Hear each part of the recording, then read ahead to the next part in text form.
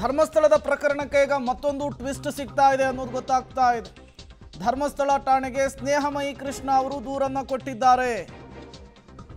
ಮಹೇಶ್ ಶೆಟ್ಟಿ ತಿಮರೋಡಿ, ಗಿರೀಶ್ ಮಠಣ್ಣನವರ್, ಸಮೀರ್ ವಿರುದ್ಧ ದೂರನ್ನ ಕೊಟ್ಟಿದ್ದಾರೆ ಸ್ನೇಹಮಯಿ ಕೃಷ್ಣ. ಸುಜಾತಾ ಭಟ್ ವಿರುದ್ಧವೂ ಕೂಡ ದೂರನ್ನ ಕೊಟ್ಟಿದ್ದಾರೆ ಸ್ನೇಹಮಯಿ ಕೃಷ್ಣ ಅನ್ನೋದು ಗೊತ್ತಾಗ್ತಾ ಇದೆ. ಈ ಮೂಲಕ ಧರ್ಮಸ್ಥಳಕ್ಕೆ ಪ್ರಕರಣಕ್ಕೆ ಸ್ನೇಹಮಯಿ ಕೃಷ್ಣ ಅವರ ಎಂಟ್ರಿ ಆಗಿದೆ. ಈ ಹಿಂದೆ ಮೂಡಾ ಪ್ರಕರಣದಲ್ಲಿ ಇದೇ ಸ್ನೇಹಮಯಿ ಕೃಷ್ಣ ಅವರು ಎಂಟ್ರಿ ಆಗಿ ಯಾವೆಲ್ಲ ಬೆಳವಣಿಗೆಗಳಾಗಿತ್ತು ಅನ್ನೋದನ್ನು ನೋಡಿದ್ವಿ. ಈಗ ಧರ್ಮಸ್ಥಳದ ಪ್ರಕರಣದಲ್ಲಿ ಮೈಸೂರು ಮೂಲದ ಸ್ನೇಹಮಯಿ ಕೃಷ್ಣ ಅವರು ಕಂಪ್ಲೇಂಟನ್ನು ಕೊಡುವುದಕ್ಕೆ ಮುಂದಾಗಿದ್ದಾರೆ. ಯಾರ್ಯಾರ ವಿರುದ್ಧ? ಧರ್ಮಸ್ಥಳದಲ್ಲಿ ನಡೀತಿರುವಂಥ ಬೆಳವಣಿಗೆ ಹಿನ್ನೆಲೆಯಲ್ಲಿ ಮೈಸೂರಿನ ಸಾಮಾಜಿಕ ಕಾರ್ಯಕರ್ತರಾಗಿರುವಂಥ ಸ್ನೇಹಮಯಿ ಕೃಷ್ಣ ಅವರವರು ಇವತ್ತು ಧರ್ಮಸ್ಥಳ ಪೊಲೀಸ್ ಠಾಣೆಗೆ ಬಂದೊಂದು ದೂರನ್ನು ಕೊಟ್ಟಿದ್ದಾರೆ. ಅವರು ಪಬ್ಲಿಕ್ ಟಿವಿ ಜೊತೆ ಇದ್ದಾರೆ, ಅವರನ್ನು ಮಾತಾಡಿಸುವ. ಸರ್, ಇವತ್ತು ಮೈಸೂರಿನಿಂದ ಇಲ್ಲಿಗೆ ಬಂದು ದೂರನ್ನು ಕೊಟ್ಟಿದ್ದೀರಿ ಧರ್ಮಸ್ಥಳ ಪೊಲೀಸ್ ಠಾಣೆಗೆ, ಏನು ಉದ್ದೇಶ ಸರ್ ನಿಮ್ಮದು? ಸರ್, ಹಲವಾರು ದಿನಗಳಿಂದ ನಾನು ಧರ್ಮಸ್ಥಳದ ಒಂದು ಪ್ರಕರಣದ ಬಗ್ಗೆ ಮಾಧ್ಯಮದ ಮೂಲಕ ಮತ್ತು ಸಾಮಾಜಿಕ ಮೂಲಕ ನಾನು ಮಾಹಿತಿಗಳನ್ನ ಗಮನಿಸಿದಾಗ ನನಗೆ ನಿಜಕ್ಕೂ ಭಾಳ ಆಶ್ಚರ್ಯ ಆಯಿತು. ಸೊ ಯಾವುದೇ ರೀತಿಯ ಕಾನೂನು ಭಯ ಇಲ್ಲದೆ, ಒಂದು ಧರ್ಮಸ್ಥಳದ ಬಗ್ಗೆ ಒಂದು ಗೌರವ ಇಲ್ಲದೆ ಸುಳ್ಳು ಆರೋಪ ಮಾಡೋವಂಥದ್ದು ಮತ್ತು ಅವ್ಯಾಚ ಶಬ್ದಗಳನ್ನು ನಿಂದನೆ ಮಾಡೋವಂಥದ್ದು, ಸೊ ಎಲ್ಲನೂ ಮಾಡ್ಕೊಂಬರ್ತಿದ್ರು.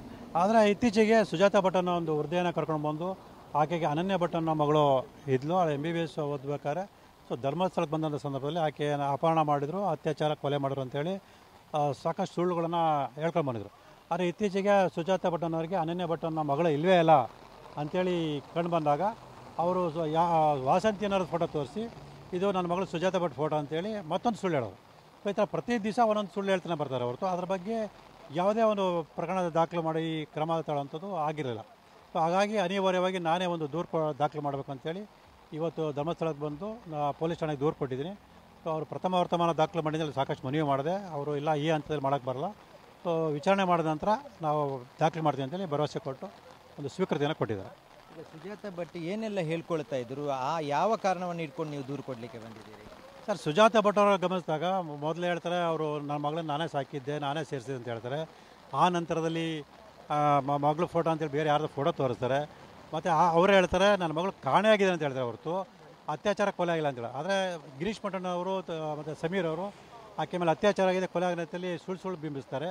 ಅದಾದ ನಂತರದಲ್ಲಿ ಸುಜಾತಾ ಭಟ್ ಅವರು ಏನು ಹೇಳ್ತಾರೆ, ಅವರು ನಾನು 15ನೇ ವರ್ಷಕ್ಕೆ ಮದುವೆ ಆಗಿದೆ, ಆ ಮಗುವಾಗಿತ್ತು ಅಂತ ಸುಳ್ಳು ಹೇಳ್ತಾರೆ. ಆಮೇಲೆ ಮಗು ಎಲ್ಲಿತ್ತು ಅಂತಂದರೆ ಯಾರೋ ಅರವಿಂದ್ ಮತ್ತು ಇನ್ನೊಬ್ಬರು ಅವ್ರ ಹೆಂಡತಿ ಕರ್ಕೊಂಡು ವಿಮಲಾನವ್ರು ಕರ್ಕೊಂಡು ಸಾಕರು ಅಂತ ಹೇಳ್ತಾರೆ. ಆ ಮಗುನ ನದಿಗೆ ಬಿಸಾಕರು ಅಂತ ಹೇಳ್ತಾರೆ, ಮತ್ತೊಂದು ಕೆರೆಗೆ ಬಿಸಾಕರು ಅಂತ ಹೇಳ್ತಾರೆ. ಆ ಕೆರೆ ಬಿಸಾಕದ ಮಗುನ ಹೇಗೆ ಜೀವಂತವಾಗಿತ್ತು ಅಂತ ಹೇಳಲ್ಲ. ಆಯಿತು, ಅವರು ಎತ್ಕೊಂಡು ಹೋದ್ರು ಅಂತ ಹೇಳ್ತಾರೆ. ಆದರೆ ಅವ್ರು ಎತ್ಕೊಂಡು ಹೋಗಿದ್ದು ಅದೇ ಮಗು ಸುಜಾತಾ ಭಟ್ಟಿಗೆ ಸೇರಿದಂತೆ ಅವ್ರಿಗೆ ಹೆಂಗೆ ಗೊತ್ತಾಯಿತು ಅನ್ನೋದ್ರ ಬಗ್ಗೆ ಹೇಳಲ್ಲ. ಈ ಥರ ದಿನಕ್ಕೊಂದೊಂದು ಸುಳ್ಳು ಹೇಳ್ತಾ ಬರ್ತಾವ್ರೆ.